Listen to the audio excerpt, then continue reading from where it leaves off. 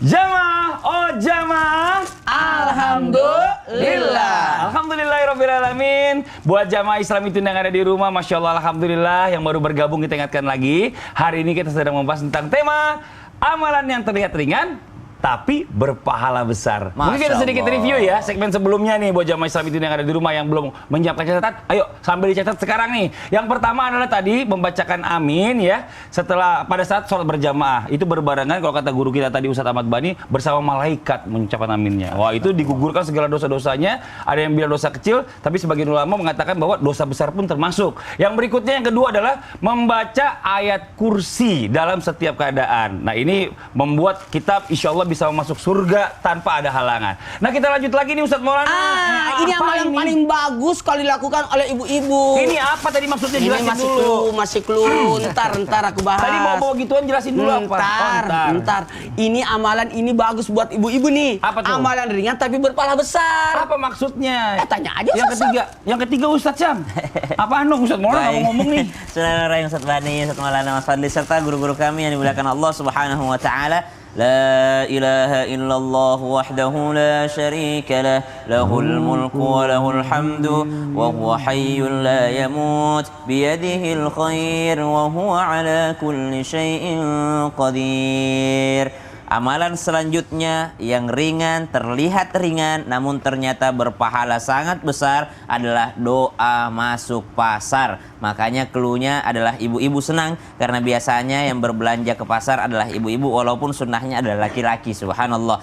Ternyata ketika masuk pasar ini adalah ada doa yang ketika kita baca banyak sekali pahalanya. La ilaha illallah wahdahu la syarikalah lahul mulku wa lahul hamdu yuhyi wa yumitu wa huwa hayyul la yamut biyadihil khair wa huwa ala kulli syai'in qadir. Maka kataballahu alfi hasanah, maka Allah akan mencatatkan baginya 1.000.000 kebaikan. Subhanallah. Kemudian Allah Subhanahu wa taala menghapuskan 1.000.000 dosa baginya. Subhanallah. Kemudian Allah akan memberikan derajat padanya tingginya 1.000.000 derajat. Subhanallah. Jadi ternyata dengan kalimat simpel ini kita masuk pasar, udahlah hobinya ibu-ibu ke mall gitu ya, baik pasar tradisional ataupun pasar modern, baik pasar kering ataupun pasar becek. Subhanallah, ketika dia masuk ke dalam pasar lalu membaca doa ini, maka dibagikan baginya dari Allah Subhanahu wa taala 1.000.000 pahala, dihapuskan 1.000.000 dosa dan diangkat derajatnya 1.000.000 tingkatan. Subhanallah. Itu yang pertama. Yang kedua dijelaskan kenapa banyak sekali pahalanya,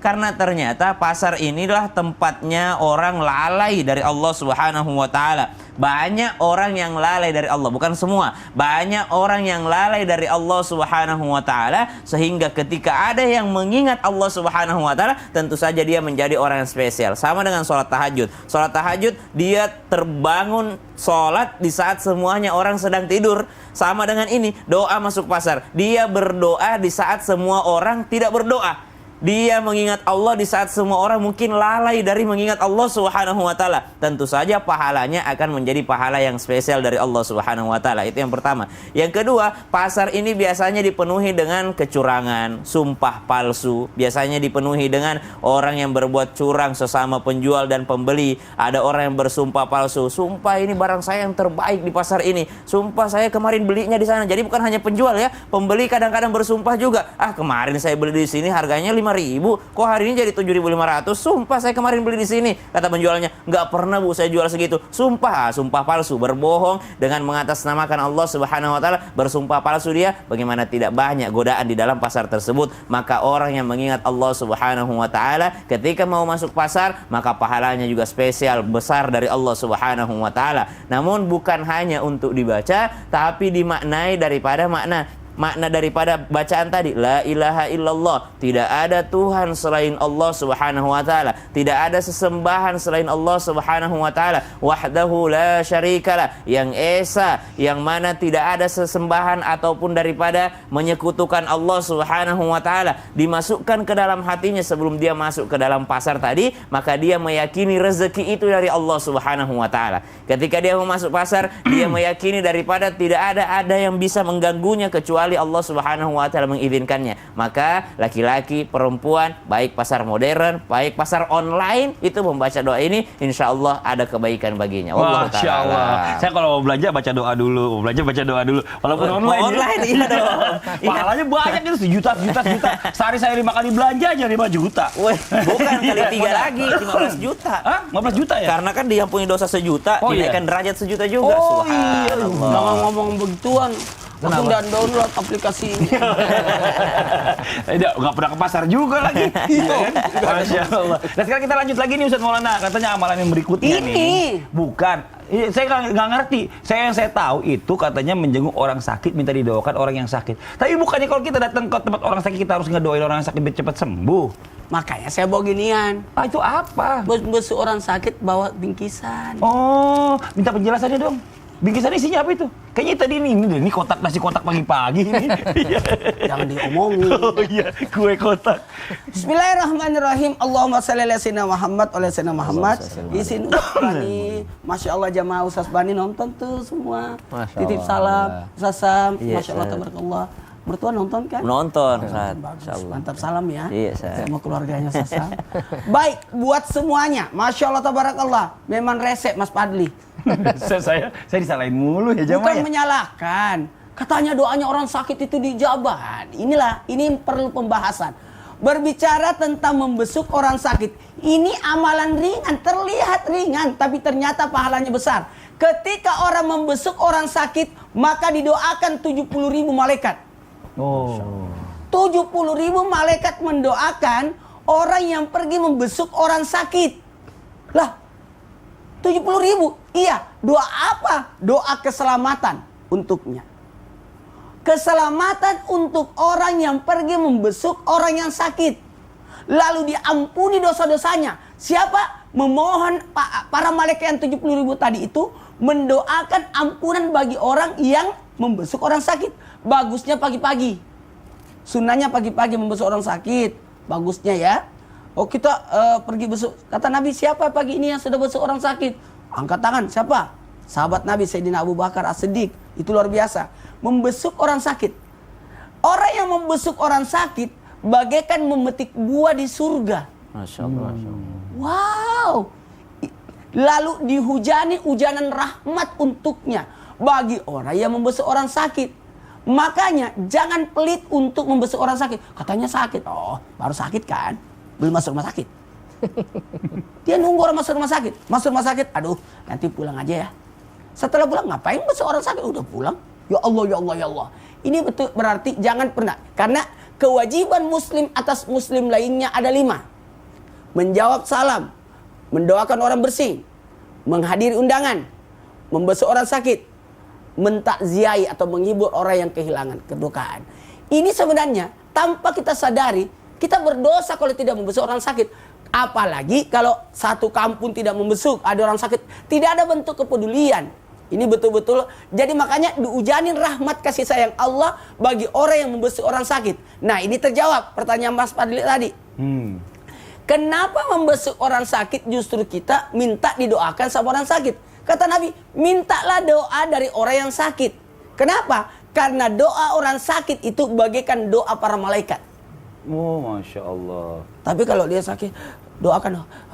Saya tidak bisa. Amin, suruh minta aminkan aja.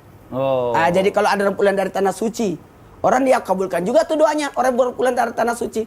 Kita yang berdoa, dia yang aminkan. Aminkan doaku. Kita yang berdoa, aminkan. Kan tidak perlu juga dia tahu doa kita. Dia lihat, amin, amin. Gitu. Sama orang sakit. Doakan, aminkan ya. Jadi minta diaminkan. Karena doanya orang sakit itu bagaikan doa para malaikat. Jadi, tunggu dulu.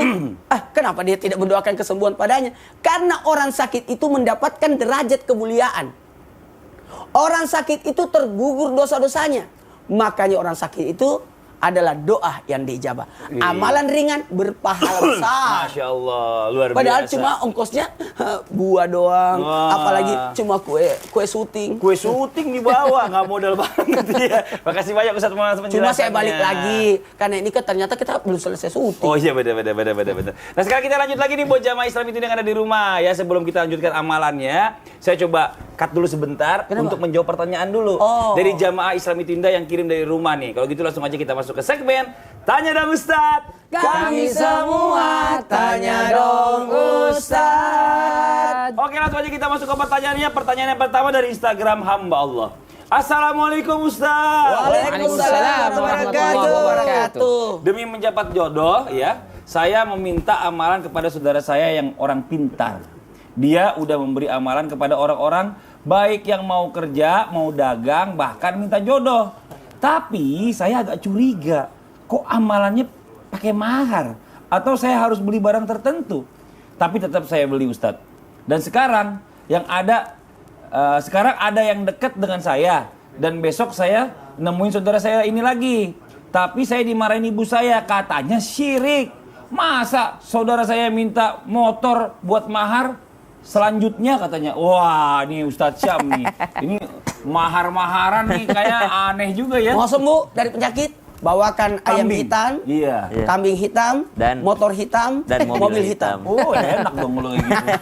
Ustadz Syam gimana tuh Ustadz Syam? Yang pertama memang kita disuruh Al-Quran untuk bertanya kepada orang pintar. Fas'alu ahla dzikr. Bertanyalah kepada ahlinya. Nah, jadi kalau sakit bertanya sama dokter. Kan orang pintar dalam sakit itu adalah dokter. Jadi orang pintar maksudnya ini adalah ahlinya. Jadi kalau memang dia orang soleh yang memang kita lihat memang diterima doanya, Masya Allah. Maka tidak mengapa kita minta didoakan olehnya. Doakan saya Pak Kiai untuk dimudahkan jodohnya. Doakan saya Pak Kiai saya mau kuliah. Doakan saya Pak Kiai. Boleh. Tapi lihat dulu kesolehannya. Nah kemudian masalah mahar ini kalau diminta maka kalau kita sebagai yang memberi niatkan sebagai sedekah. Jadi sedekah dulu baru bertawassul dengan sedekah tersebut. Ya Allah, kalau sedekah motorku tadi itu engkau terima, maka mudahkan aku mendapatkan jodoh. Jadi niatkan bertawassul dengan amal soleh itu. Tapi kalau sudah sampai memberatkan, bisa dengan cara berdoa sendiri saja, cari orang pintar yang lainnya. Nah, Ya, saya ingat Habib Muhammad kemarin. Kalau orang begitu katanya minta tolong kita tolongin, tapi minta harap sesuatu itu ribanya itu kata itu dia bilang. Sampai segitunya Habib Muhammad itu. Ribanya benar. Itu ribanya itu jenis Sebenarnya kalau kita kelebihan. ucapan Iya. terima kasih. Kalau Benar. itu kan hadiah beda. Hadiah. Oh ini kan ditentukan. Tapi ada juga sudah didoakan, sudah dikasihan Nggak tahu amalan diri. dan tidak tahu diri. Oh. Makanya saya bilang tadi bertawasul dengan amal soleh itu anggap itu sedekah. Setelah dia bersedekah tadi langsung dia mengatakan ya Allah kalau kau terima itu dengan sedekah motorku tadi itu ya Allah terimalah doaku mudahkan urusanku gitu. Masya Allah. Terima kasih banyak Ustaz Syam. Sama-sama. Kita masuk lagi ke pertanyaan yang berikutnya. Nih, Assalamualaikum Ustaz. Waalaikumsalam wabarakatuh. Apakah benar amalan ringan selanjutnya yang kadang membuat kita para anak lupakan adalah membuat senyum di wajah orang tua kita?